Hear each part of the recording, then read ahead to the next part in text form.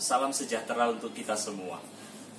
Perkenalkan, nama saya Fajar Arianto, guru pendidikan agama Katolik di SMA Saverius 1 Kota Jambi, sekaligus mahasiswa PPG Pendidikan Agama Katolik dalam jabatan Batch 2 tahun 2023, LPTK STP Katolik Santo Fransiskus Asisi Semarang.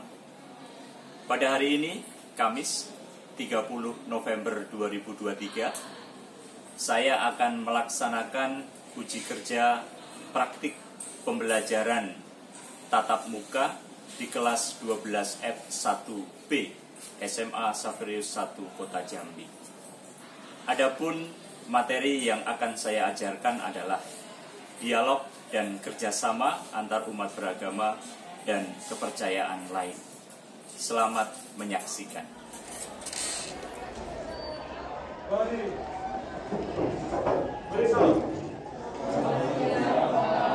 Selamat siang. Baik, seperti biasa, sebelum pembelajaran kita mulai, mari kita hormat bendera terlebih dahulu. Kepada bendera merah putih, hormat, gerak. Tegap, gerak. Silakan kita buka dengan doa.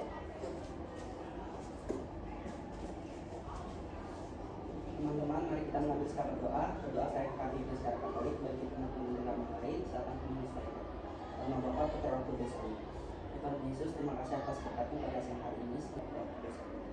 Amin. Baik, silakan duduk. Terima kasih Anselmus karena sudah memimpin doa kita pada pagi hari ini. Anak-anak sekalian, apa kabar kita hari ini? Luar biasa, aku diberkati Tuhan. Oke, kayaknya memang semuanya dalam kondisi yang terberkati, ya. Semua sehat-sehat, ya. Mudah-mudahan ini menjadi modal yang sangat baik untuk kita hari ini menjalankan kegiatan belajar mengajar, ya, khususnya pada jam pembelajaran pada pagi hari ini. Baik. Anak-anak sekalian, sebelum Bapak memulai kegiatan pembelajaran, apakah ada yang tidak hadir pada hari ini? Ada yang tidak hadir? Sekretaris? Hadir semua? Oke, baik. Syukur, puji Tuhan, hari ini kita semua dalam keadaan sehat dan bisa hadir untuk mengikuti kegiatan pembelajaran. Nah, anak-anak sekalian, pada pagi hari ini kita akan melanjutkan kegiatan pembelajaran kita, ya, melanjutkan materi kegiatan pembelajaran sebelumnya. Pada kegiatan pembelajaran sebelumnya kan kita membahas tentang mewujudkan perdamaian dan persatuan dalam masyarakat. Apakah masih ada yang mengingat poin-poin penting dari pembelajaran minggu yang lalu? Oh, oke. Silakan Melissa. Salah satunya seperti permasalahan yang muncul dalam upaya untuk menciptakan perdamaian itu melibatkan kompleksitas konflik, ketidaksetaraan, ketegangan etnis, dan peranan kepercayaan antara pihak-pihak terlibat. Iya. Jadi adanya ketegangan etnis yang menyebabkan permasalahan-permasalahan yang muncul dalam upaya menciptakan perdamaian, ya, ada konflik antar etnis dan lain sebagainya. Terima kasih, Melissa. Yang berikutnya ada yang masih ingat? Oh, silakan. Dalam Ignatius, Yesus mengingatkan kita agar menjadi pembawa damai bagi dunia, terutama bagi lingkungan sekitar kita, dengan cara menghindari pertengkaran dan mengampuni orang yang salah. Ya, tepuk tangan dulu. Ya, berani mengampuni itu menjadi contoh yang kemarin diteladankan oleh Yesus, ya. Dan berani mengampuni itu juga menjadi suatu hal yang sangat penting dalam mengupayakan perdamaian. Kalau dalam kehidupan sehari-hari kita sulit untuk mengampuni, maka akan sulit juga untuk menciptakan perdamaian dalam kehidupan sehari-hari. Baik, rupanya masih ada beberapa poin-poin yang diingat oleh kalian. Nah, pada pertemuan pada hari ini kita akan membahas tema tentang dialog antar umat beragama dan kepercayaan lain. Ini menjadi tema atau materi lanjutan dari apa yang sudah kita bahas minggu yang lalu. Ya. Terkait dengan materi ini, ya. Pada 3 tahun belakangan ini, pemerintah kita itu gencar melakukan gerakan moderasi beragama. Moderasi itu berasal dari kata moderatio atau kesedangan, tidak berlebihan dan tidak kekurangan terkait dengan bagaimana kita menjalankan kehidupan keagamaan kita. Tidak ekstrim, tapi juga tidak kekurangan, yang sedang-sedang saja dalam beragama. Jadi kita dalam beragama, dalam melakukan kegiatan agama harus tetap menerapkan prinsip yang adil, menerapkan prinsip yang berimbang kepada sesama yang berbeda agama. Kemudian moderasi beragama adalah cara atau strategi bangsa Indonesia untuk merawat bangsa Indonesia itu sendiri, supaya kita bisa tetap hidup rukun di tengah keberagaman yang muncul dan tumbuh di masyarakat kita, ya. Dan ini harus selalu kita ingat. Nah, dalam materi dialog antar umat beragama dan kepercayaan lain ada tujuan kegiatan pembelajaran yang akan kita capai, yaitu peserta didik atau kalian semua nantinya mampu menguraikan makna dialog antar umat beragama dan kepercayaan berdasarkan ajaran gereja tentang dialog antar umat beragama dalam dokumen Nostra Aetate, ya, serta senantiasa bersyukur dan menerapkannya dalam hidup sehari-hari. Tujuan ini akan tercapai apabila nanti kalian mampu menguraikan persoalan intoleransi di negara Indonesia yang beraneka ragam melalui berbagai literasi guna membangun sikap berkebinekaan global. Ya, jadi selain materi nanti kita juga akan mengembangkan karakter berkebinekaan global, karakter yang seharusnya juga kita kembangkan dalam hidup sehari-hari. Yang kedua, tujuan pembelajaran juga akan tercapai apabila nanti kalian mampu menguraikan makna membangun dialog antar umat beragama berlandaskan pada ajaran gereja Nostra Aetate. Kemudian yang terakhir, ketika kalian mampu menguraikan bentuk-bentuk dialog antar umat beragama di Indonesia berdasarkan dokumen gereja Nostra Aetate guna membangun sikap berkebinekaan global. Apabila kalian nanti sudah bisa menguasai itu semua, maka kegiatan pembelajaran kita pada hari ini sudah bisa kalian capai dengan baik. Ya, baik, anak-anak sekalian, sebelum Bapak melanjutkan ke materi lebih lanjut, Bapak ingin tahu apa beda antara dialog dengan diskusi? Ada yang bisa memberikan jawaban? Oh, Mas Elina. Diskusi itu merupakan bentuk komunikasi, bertukar pikiran untuk mencapai keputusan akhir yang terbaik. Lalu sedangkan untuk dialog merupakan bentuk komunikasi dari hati ke hati untuk mengetahui isi hati dan pikiran kita. Tepat sekali. Tepuk tangan. Jadi ada perbedaan yang mendasar antara diskusi dan dialog. Kalau diskusi itu lebih mengutamakan akal budi, lebih mengutamakan pengetahuan kognitif dalam menyampaikan pandangan, pendapat gitu ya. Sedangkan berdialog itu berbicara dari hati ke hati. Ya, berbicara dari hati ke hati. Yang dikedepankan adalah saling mengerti, mencoba untuk saling memahami, menerima perbedaan dan lain sebagainya. Jadi bukan saling menyerang satu sama lain, tetapi mencoba untuk menerima keberbedaan itu, mencoba untuk mengerti.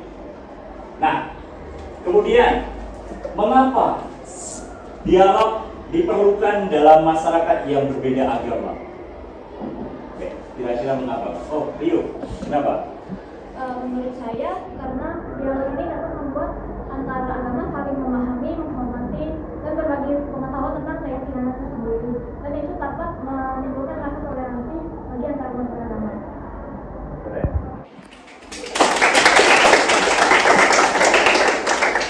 Benar. Jadi dialog itu kan perjumpaan, ya. Dengan perjumpaan maka orang bisa saling mengenal. Ketika orang saling mengenal, maka orang akan muncul dalam dirinya sikap untuk saling menghargai, toleransi, dan lain sebagainya. Ya. Nah, baik, itu pengetahuan dasar yang Bapak harapkan memang sudah kalian pahami, ya, terkait dengan apa itu dialog, mengapa dialog itu penting. Ya. Nah, yang berikutnya kita akan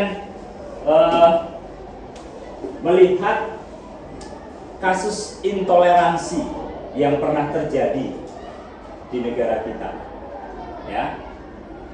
Di sini Bapak mengambil sebuah berita yang pernah dimuat di metrotvnews.com.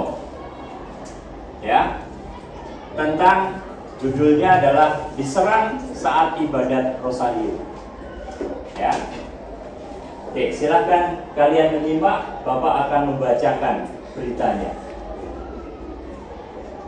Komisi Nasional Hak Asasi Manusia atau Komnas HAM mengecam penyerangan terhadap sekumpulan umat Katolik yang sedang menggelar ibadat Rosario dalam rangka penghormatan terhadap Bunda Maria di kediaman Direktur Galang Pres Julius Felicianus di Desa Tanjung Sari, Kelurahan Sukoharjo, Kecamatan Ngalik, Sleman pada Kamis 29 bulan 5 tahun 2014. Saat penyerangan terjadi, Julius menjadi bulan-bulanan kelompok penyerang. Menurut Julius, para penyerang datang menggunakan sepeda motor. Kepala Julius dipukul menggunakan besi dan pot bunga. Tak hanya Julius, ibu-ibu yang sedang menjalankan ibadat pun dipukul. Tak luput dari penyerangan itu, seorang wartawan Kompas TV, Michael Aryawan, juga menjadi korban pemukulan. Nah, ini adalah salah satu contoh kasus intoleransi yang pernah terjadi di negara kita. Dan saya rasa ada cukup banyak kasus-kasus intoleransi. Maka tugas di awal ini Bapak minta kalian masing-masing, ya, kalian satu persatu silahkan dengan HP kalian mencari, ya, kasus-kasus intoleransi yang pernah terjadi di masyarakat. Ya, kemudian berdasarkan kasus-kasus yang kalian temukan itu nanti, Bapak minta kalian kemudian melakukan pendalaman. Kira-kira apa yang menjadi akar penyebab terjadinya kasus-kasus intoleransi tersebut? Ya, apa penyebabnya, kemudian apa akibat atau dampak dari kasus intoleransi itu bagi kehidupan bermasyarakat maupun bagi korban dan lain sebagainya. Terus Bapak minta juga kemudian sikap yang sebaiknya dilakukan itu seperti apa, terutama dalam masyarakat yang beraneka ragam. Paham tugasnya? Silahkan cari, ya, dengan HP kalian masing-masing. Kemudian silahkan hasil jawabannya ditulis di buku catatan masing-masing.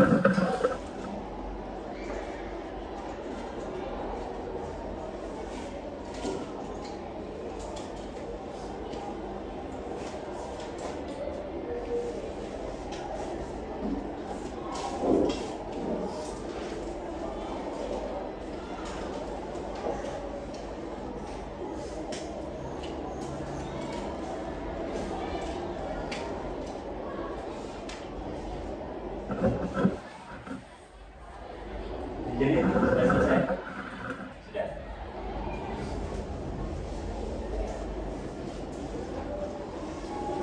Elisa, sudah selesai juga? Sudah. Oke, baik. Karolin, sudah? Baik, kayaknya sudah sebagian besar selesai. Nah, Bapak akan minta beberapa untuk membacakan hasil temuannya, ya, terkait dengan kasus intoleransi, ya. Bapak akan minta beberapa dari antara kalian. Yang pertama Bapak minta Brigita, coba bacakan apa yang kamu temukan. Sambil berdiri. Jadi saya menemukan 3 kasus. Yang pertama itu fakta-fakta guru SMA di Jakarta Utara diduga cegah siswa non-muslim menjadi ketua OSIS.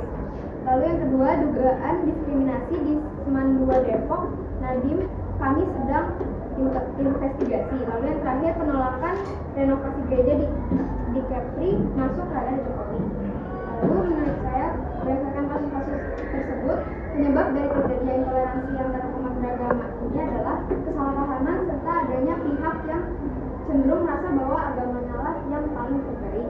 Akibat dari kasus intoleransi ini, seperti rusaknya rumah ibadah akibat gerakan radikalisme, jatuhnya korban jiwa akibat kekerasan oleh kelompok intoleran, rusaknya hubungan antar umat beragama dan ancaman terhadap eksistensi dasar negara Pancasila dan jati diri Persatuan Bangsa Indonesia. Sikap yang sebaiknya dilakukan dalam masyarakat beragam yaitu bersikap toleransi serta saling menghargai, berinteraksi antar umat beragama sehingga tidak terjadi intoleransi dalam umat beragama. Oke, sudah. Oke, tepuk tangan dulu. Baik, anak-anak yang terkasih, saya yakin kalian juga sudah menemukan beberapa kasus dan sudah mencoba untuk menganalisis kasus-kasus tersebut, ya. Dan ini apa, kasus-kasus itu juga merupakan fakta yang sering kita dengar dalam kehidupan bersama dalam masyarakat Indonesia yang beragam seperti ini, ya. Memang setiap dari kita itu mengharapkan adanya kehidupan yang rukun dan damai. Siapa sih yang tidak mengharapkan kehidupan yang rukun dan damai? Ya. Tapi fakta-fakta yang masih sering terjadi di masyarakat kita juga masih sering dijumpai konflik-konflik yang bernuansa agama. Ya. Mulai dari kasus penistaan agama, kemudian perusakan rumah ibadah, ujaran kebencian, saling mendiskreditkan antar satu umat dengan umat yang lain, kasus-kasus terorisme, ya, kemudian kasus-kasus seperti bom bunuh diri dan lain sebagainya. Itu adalah fakta-fakta yang tidak bisa ya kita katakan tidak ada, tidak bisa. Faktanya itu ada di tengah masyarakat kita yang plural, yang sudah sejak awal sepakat untuk selalu menghidupi semangat Bhinneka Tunggal Ika itu, ya. Nah, maka dalam kerusuhan semacam ini banyak orang mulai mempertanyakan, lalu apa sebenarnya fungsi agama itu, ya? Ya, apa sebenarnya fungsi agama? Bukankah agama mengajarkan cinta kasih, mengajarkan kerukunan, persaudaraan yang sejati? Mengapa justru kerusuhan yang bernuansa agama dapat terjadi dan sering biasanya itu berlangsung lama dan kejam? Hal itu dapat terjadi hanya kalau agama itu ditunggangi oleh kepentingan lain. Ya, jadi jangan disalahkan agamanya. Yang disalahkan adalah oknumnya yang memperalat agama untuk mencapai apa yang menjadi kepentingannya, apa yang menjadi ambisinya, baik itu secara politis, ekonomi, ya. Agama bisa dipakai di situ. Dan yang kedua, terjadinya fanatisme yang sempit karena kurang memahami agamanya sendiri dan agama orang lain. Ya, Kalau orang yang sudah bisa memahami agamanya sendiri secara mendalam, pasti dia akan sampai bahwa jangankan sampai membunuh, menyakiti sesama saja itu dipandang sebagai suatu tindakan yang berdosa, suatu tindakan yang tidak dibenarkan dalam agama. Kemudian pencemaran simbol-simbol agama dan pemeluk agama lain. Nah, ini juga seringkali menjadi pemicu terjadinya kasus-kasus konflik, intoleransi, ya kan? Karena tidak ada rasa hormat, penghormatan terhadap simbol-simbol agama lain. Ya, ini penting. Ya. Jangan kita menggunakan prinsip pengetahuan agama kita untuk menilai prinsip atau pengetahuan agama lain. Ya, nggak bisa. Nah, pada taraf inilah maka diperlukan yang namanya dialog antar agama, ya, supaya akhirnya orang bisa saling memahami, saling mengerti perbedaan itu, berjumpa dengan yang berbeda. Nah, untuk itu dalam gereja Katolik ada satu dokumen yang berisi tentang pernyataan gereja tentang agama-agama non-Kristen. Dokumen itu adalah dokumen Nostra Aetate. Bisa dibaca enggak? Bisa ya? Oke, Bapak minta coba dibaca per alinea. Ya, silakan nanti ya. Alinea pertama, nanti sebelahnya alinea kedua, alinea ketiga. Silakan. Gereja Katolik tidak menolak apapun yang dalam agama-agama itu serba benar dan suci. Dengan sikap hormat yang tulus, gereja merenungkan cara-cara bertindak dan hidup, kaidah-kaidah serta ajaran-ajaran yang memang dalam banyak hal berbeda dari apa yang diyakini dan diajarkannya sendiri. Tapi tidak jarang memantulkan sinar kebenaran yang menarangi semua orang. Namun gereja tiada hentinya mewartakan dan wajib mewartakan Kristus, yakni jalan kebenaran dan hidup. Dalam Dia manusia menemukan kepastian hidup keagamaan. Dalam Dia pula Allah mendamaikan segala sesuatu dengan dirinya. Maka gereja mendorong para putranya supaya dengan bijaksana dan penuh kasih melalui dialog dan kerjasama dengan para penganut agama-agama lain, sambil memberi kesaksian tentang iman serta ciri hidup Kristiani, mengakui, memelihara dan mengembangkan serta kekayaan rohani dan moral serta nilai-nilai sosial budaya yang terdapat pada mereka. Nah, dari dokumen ini Bapak minta nanti kalian secara pribadi terlebih dahulu untuk melakukan analisa, ya, melakukan pendalaman ajaran gereja itu dengan bantuan 3 pertanyaan yang sudah ada di depan di slide ini. Ya, paham ya? Sekarang Bapak kasih waktu sekitar 6 menit untuk melakukan pendalaman secara pribadi terlebih dahulu, supaya nanti kalau dalam kelompok itu ada modal yang bisa disampaikan dalam diskusi kelompok. Silakan.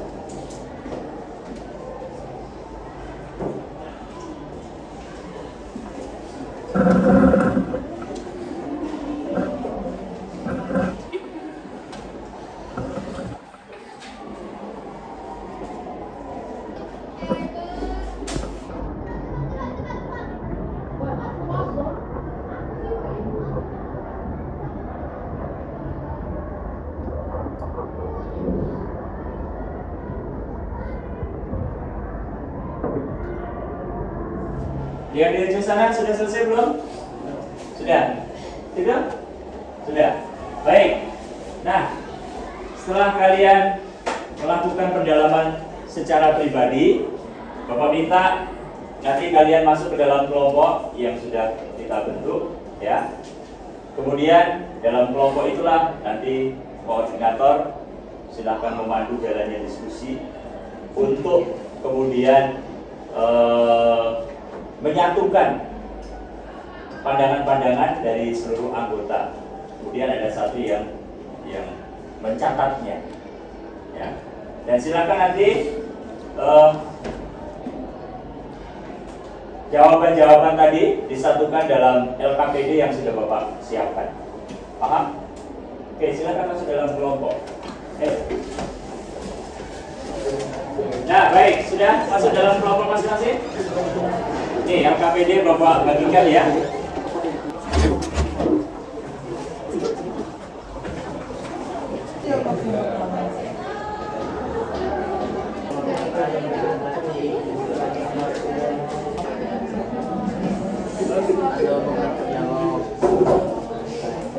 Nah, kalau sudah nanti semuanya terangkum jawaban dari anggota, ya.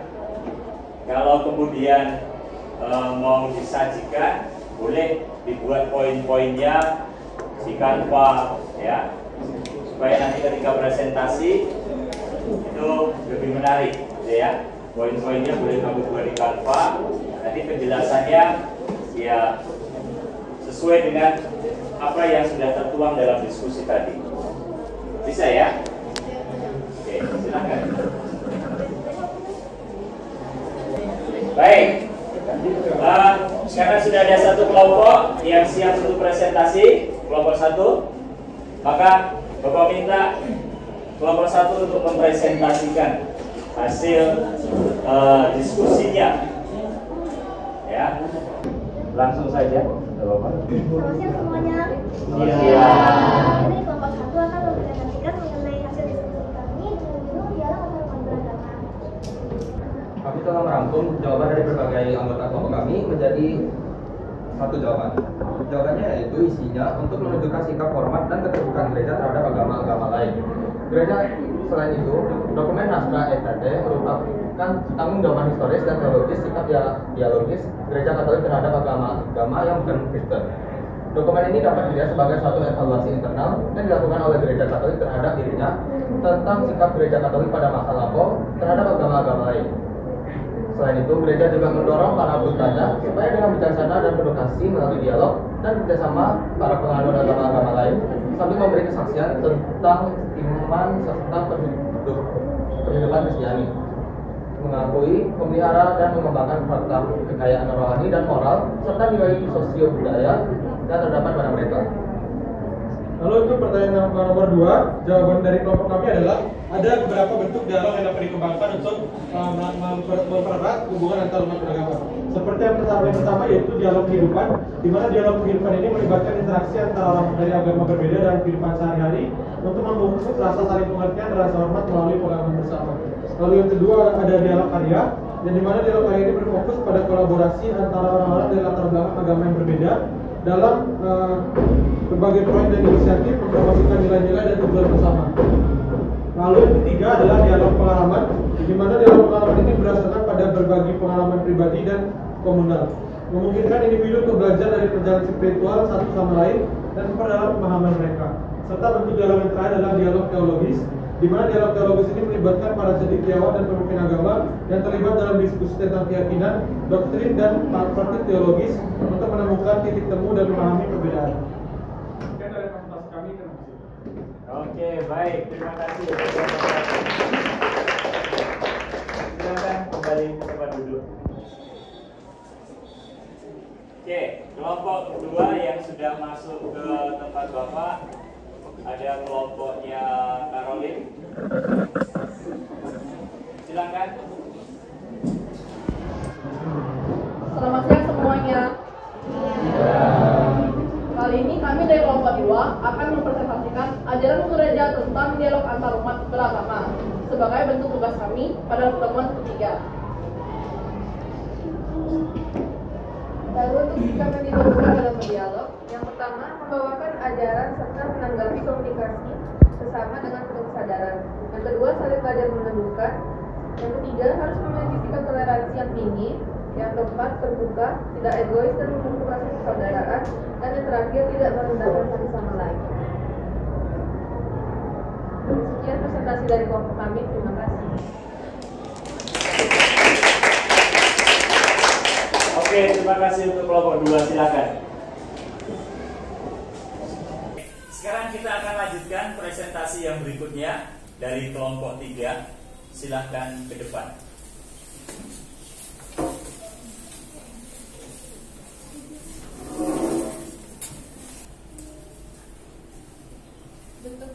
dialog antar umat kepercayaan lain di Indonesia. Yang pertama, dialog kehidupan atau persaudaraan. Dialog yang paling mendasar dalam kehidupan dan ditujukan bagi semua orang. Dialog ini dapat mempererat melalui hidup bersaudara dengan rukun, membangun semangat solidaritas dan subsidiaritas untuk saling peduli dan menyayangi. Yang kedua, dialog karya atau kerjasama. Dialog yang berlangsung antara penganut agama yang bekerja sama dalam level internasional, nasional maupun lokal untuk melayani masyarakat ketika dilanda bencana ataupun adanya kejahatan. Yang ketiga, dialog pandangan teologis. Dialog ini bertujuan untuk menyampaikan warisan ajaran dan kebenaran agama yang dipergunakan sebagai kekuatan untuk menghadapi persoalan umat manusia. Dialog ini perlu keterbukaan untuk menerima dan mengakuinya. Yang terakhir, dialog pengalaman keagamaan. Dialog tingkat tinggi yang bertujuan untuk memperkaya penghayatan nilai-nilai tertinggi rohani, butuh iman yang mantap untuk dialog ini. Sekian presentasi dari kelompok kami. Terima kasih. Oke.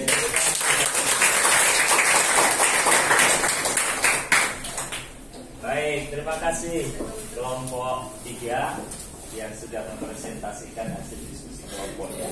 Oke, baik. Presentasi yang berikutnya akan dilanjutkan oleh kelompok 4. Silakan kelompok 4 untuk ke depan. Sikap-sikap yang diperlukan untuk membangun dialog. Yang pertama yaitu sikap simpati terhadap penganut agama lain itu harus ditujukan terhadap nilai-nilai positif yang terkandung di dalam masyarakat dan kebudayaan manusia pada umumnya. Sikap yang kedua yaitu positif. Sikap positif yang ditujukan melalui semangat dialog dan kerjasama dengan umat beragama lain dalam suasana tanggung jawab dan hikmat. Sikap yang terakhir yaitu terbuka. Sikap terbuka terhadap agama-agama lain dan terhadap kebudayaan lain. Sekian presentasi dari kami, terima kasih. Silakan kembali ke tempat. Baik, terima kasih juga untuk kelompok 4 yang sudah mempresentasikan hasil diskusinya. Nah, kita akan lanjut pada kelompok yang terakhir untuk mempresentasikan hasil diskusi kelompoknya. Kelompok 5, silahkan. Dalam membangun dialog dalam gereja Katolik, sikap-sikap yang perlu dimiliki melibatkan yang pertama kesabaran, mendengarkan dengan sabar dan menghargai pandangan orang lain. Lalu keterbukaan, terbuka terhadap perbedaan pendapat dan berusaha memahami perspektif orang lain. Ketiga, kehormatan, menghormati nilai-nilai dan keyakinan sesama umat Katolik serta menjaga etika dalam berbicara.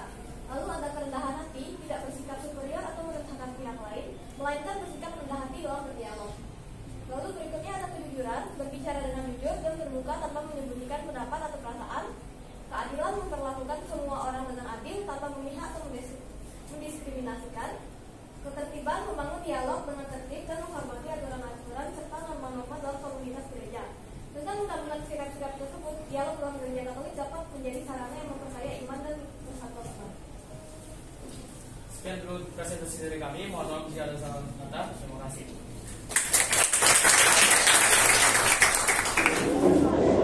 Nah, baik, terima kasih untuk semua kelompok yang sudah berdiskusi dengan sangat baik hari ini, ya. Semua sudah mempresentasikan dan luar biasa, hasilnya juga sangat baik. Kalian sudah bisa melakukan pendalaman materi dengan sangat baik. Nah, beberapa hal yang perlu Bapak tegaskan dari seluruh kegiatan hari ini terkait dengan bagaimana dialog antar agama yang ada dalam dokumen Nostra Aetate, ya. Dokumen Nostra Aetate mengatakan bahwa kita hendaknya menghormati agama dan kepercayaan lain karena terdapat pula kebenaran dan keselamatan dalam agama-agama itu. Nah, ini adalah pengakuan gereja Katolik terhadap agama-agama di luar gereja Katolik, ya. Dan ini menjadi dasar bagaimana gereja Katolik akhirnya bisa dekat dengan umat, dengan agama lain, ya. Dan ini sangat penting bagi terciptanya sebuah dialog, karena dialog tidak akan mungkin terjadi kalau kita masih menganggap bahwa agama kita adalah agama yang paling benar, ya kan itu. Kemudian menganggap agama yang lain itu salah. Maka berawal dari cara pandang inilah gereja bisa berjumpa dengan yang berbeda. Nah, usaha-usaha untuk membangun persaudaraan sejati antar pemeluk agama, usaha untuk menghindari kerusuhan. Yang pertama, tidak mudah diperalat demi kepentingan politik dan ekonomi. Ya, yang kedua, menjauhkan diri dari setiap provokasi karena fanatisme yang sempit tadi. Ya. Terus yang ketiga, menjaga agar tidak terjadi pencemaran simbol-simbol agama. Karena salah satu penyebab terjadinya konflik, intoleransi itu karena kita tidak menghormati simbol-simbol keagamaan. Yang keempat, menjalankan moderasi beragama. Kita dalam beragama hendaknya tidak terlalu ekstrim, tapi juga tidak kemudian terlalu berkekurangan, sedang-sedang saja. Ini adalah moderasi beragama. Kalau dalam konteks Nostra Aetate tadi, Gereja Katolik menyerukan bahwa kita perlu mengakui kebenaran dalam agama-agama, tetapi ya, kita tetap mempunyai tanggung jawab untuk mewartakan iman kekristenan, untuk mewartakan bahwa Yesus adalah jalan, kebenaran, dan hidup. Ini tidak boleh kemudian diabaikan begitu saja, ya. Tetapi tetap dengan jalan yang saling menghargai, toleransi, dan lain sebagainya. Nah, bentuk-bentuk dialog tadi setiap kelompok juga sudah menyampaikan dengan sangat benar. Ada 4 dialog kehidupan, ya, ketika kita berjumpa dengan yang berbeda, bertegur sapa, ya. Ada dialog karya yang bisa kita lakukan ketika kita bersama mengatasi kesulitan dalam lingkungan di mana kita berada, gotong royong, ya, membersihkan lingkungan, got, sampah, dan lain sebagainya. Itu adalah sarana untuk melakukan dialog karya. Kenapa? Karena dalam dialog itu kita bisa berjumpa dengan yang berbeda. Kemudian ada dialog teologis, ya, dialog yang biasanya dilakukan pada tingkat ya orang-orang yang mempelajari agama secara khusus, ya, dalam perkuliahan dan lain sebagainya. Dialog iman, saling men-sharingkan kesaksian hidup sebagai seorang beriman yang dapat juga saling menguatkan satu sama lain. Ini adalah 4 bentuk dialog yang bisa dilakukan guna menciptakan kehidupan yang rukun dalam masyarakat yang beragam. Nah, baik, kegiatan pembelajaran saya rasa sampai di sini. Inilah beberapa poin yang perlu Bapak sampaikan. Namun, ya, Bapak akan mengirim asesmen di WA grup kalian, ya. Tolong nanti dikerjakan. Bapak beri waktu sekitar 5 menit, ya. Oke, sudah masuk di WA kalian? Sudah, ya? Tolong dikerjakan beberapa menit. Tolong. Nah, anak-anak sekalian, sebelum kita menutup dengan doa, Bapak ingin beberapa di antara kalian bisa menyampaikan apa yang kalian dapatkan dari pembelajaran hari ini. Ayo, silakan. Ada yang mau menyampaikan? Ya, jadi menurut ajaran gereja itu mendorong umatnya dengan penuh kasih dan juga kebijaksanaan untuk membangun dialog dengan umat beragama lain, untuk saling bertukar pengalaman kerohanian sehingga dapat memperkaya kehidupan rohani masing-masing. Oke, keren. Ya. Ada lagi? Ya, Karolin. Saya ada 4 jenis dialog dalam kehidupan, dalam kehidupan, karya, teologi, dan pengalaman keagamaan. Masing-masingnya saling mengagumi. Oke, baik. Ada lagi? Ya.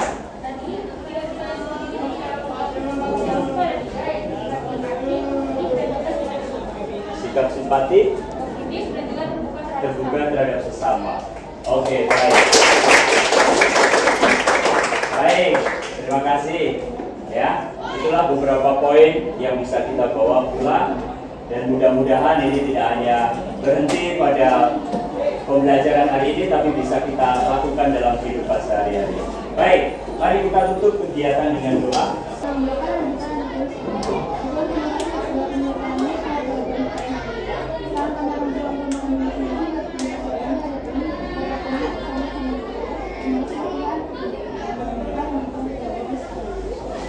Oke, terima kasih. Sampai ketemu minggu yang akan datang.